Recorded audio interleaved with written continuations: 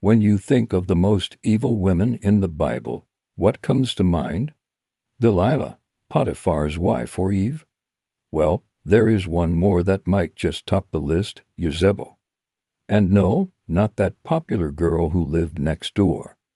This Jezebel was the woman behind the throne of Israel during its most wicked time. Join us as we recount the shocking story of this evil queen mother. It all began when she married Israel's king Ahab. For those who don't know, Jezebel was a Phoenician princess, the daughter of King Ethbal of Sidon, an ancient city located near modern-day Beirut in Lebanon. The marriage between Ahab and Jezebel was likely an act of diplomacy aimed at strengthening ties between Israel and Phoenicia. But little did Israel know that this union would bring nothing but doom upon the nation. You see, Jezebel was a worshipper of Baal, the Canaanite god of rain and fertility, as well as Asherah, the mother goddess of the Phoenicians. And once she entered Israel, she started promoting her pagan beliefs, much to the dismay of Yahweh, the one true God of Israel. You see, this wicked woman didn't hold back when it came to spreading her religious views. She fearlessly promoted the worship of Baal and Asherah, going as far as building altars and worshiping these idols openly in Israel. Moreover, she supported 450 prophets of Baal and 400 prophets of Asherah, giving them salaries and positions of power. To put things in perspective, this was like inviting your sworn enemy into your house and letting them control everything. Can you imagine the chaos that would ensue? This is exactly what happened under Jezebel's reign. She corrupted the religious landscape of Israel, turning the people away from Yahweh and towards paganism. Not only did Jezebel turn Israel against God, but she also became a fierce opponent of his prophets. These men of God were the ones who continued to preach Yahweh's message despite the persecution they faced. One of the most prominent of these prophets was Elijah. He boldly proclaimed Yahweh's word and exposed the wickedness of Jezebel and her husband, King Ahab. In response, Jezebel vowed to kill him, sending her soldiers to find him and end his life. However, each time she thought she had him, he would escape. She killed many of God's prophets. Obadiah secretly hid 100 of them in caves to save their lives. 1 Kings 18-4. You can say that she established one of the first known witch hunts in history. How ironic that she hunted God's prophets when she herself was a servant of Satan. The climax of Jezebel's confrontation with Elijah occurred at Mount Carmel. It all began when King Ahab boasted about his victory over the Syrians, saying that no one could serve Yahweh like him. Enraged by this blasphemy, Elijah challenged Ahab and his 450 prophets of Baal to a contest on Mount Carmel. He proposed that they should build an altar and call upon their gods for a miracle. Whichever god answered with fire would be the true God. Jezebel and her prophets eagerly accepted the challenge, thinking they would easily win. But to their dismay, God chose Elijah and answered his prayer by sending fire from heaven to consume the sacrifice. With their defeat now evident, Elijah had the false prophets taken away and slaughtered. Enraged by her prophets' deaths, Jezebel vowed revenge, threatening to kill Elijah too. But Elijah wasn't afraid. He knew that Yahweh was with him. So he fled to Mount Horeb, where God revealed to him that his death wouldn't come through Jezebel. Instead, he would die peacefully in bed. But before his death, Elijah would expose Jezebel's greed and manipulate skills.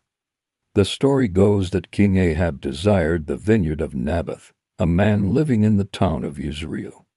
Ahab offered to buy the vineyard, but Naboth refused, citing God's prohibition against selling inherited land. However, Ahab was determined to have the vineyard, and Jezebel came up with a scheme to get it for him.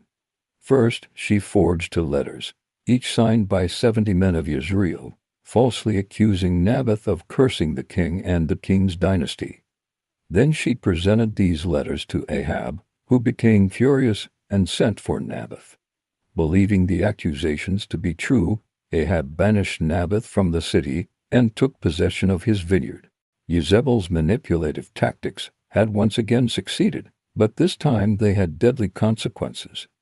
Upon learning of Naboth's execution, Elijah confronted Ahab and declared God's judgment against him and his family. Specifically, Elijah foretold that dogs would devour Jezebel by the wall of Jezreel. Furthermore, he predicted that Ahab's line would come to an end and that a member of the family of Jehoshaphat would become king of Israel.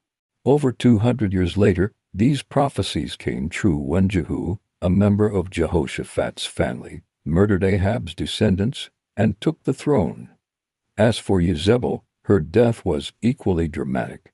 Years later, when Jehu arrived in Jezreel, Jezebel, who was still holding on to power, dressed heavily in makeup, leaned out of a window and mocked him.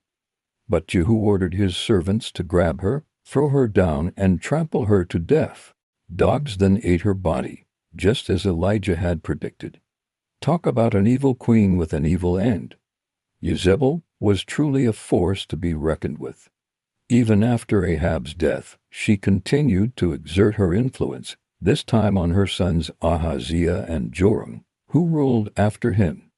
While Joram initially listened to Elijah's advice and followed Yahweh, Jezebel corrupted his heart, leading him astray.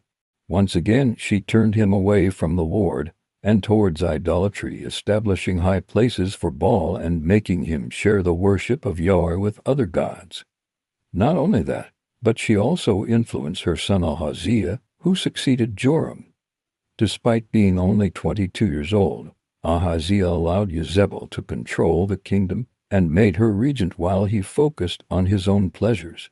However, his reign proved to be disastrous as he led Israel deeper into idolatry and immorality, even associating with the wicked king Haggith of Moab. Jezebel's violent and manipulative nature was evident throughout her life, and her death was no exception.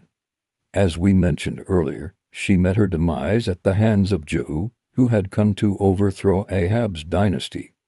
When Jehu entered Jezebel's city, Jezreel, she came to a window and taunted him with curses. In response, Jehu commanded his soldiers to grab her and throw her down. She was trampled by horses and eventually devoured by dogs, just as the prophet Elijah had predicted. Jezebel's story offers several important lessons for believers. Firstly, it shows how influence can be used for evil. Jezebel had great influence over her husband, sons, and the nation of Israel, but she used this influence to promote idolatry and sin. Secondly, Jezebel's life teaches us that sin and manipulation may succeed for a while, but God's justice always prevails, despite her wicked ways. Jezebel enjoyed power and luxury during her lifetime, however. Her actions ultimately led to her downfall and the destruction of her family. Finally, Jezebel's legacy serves as a warning about the dangers of a corrupt legacy.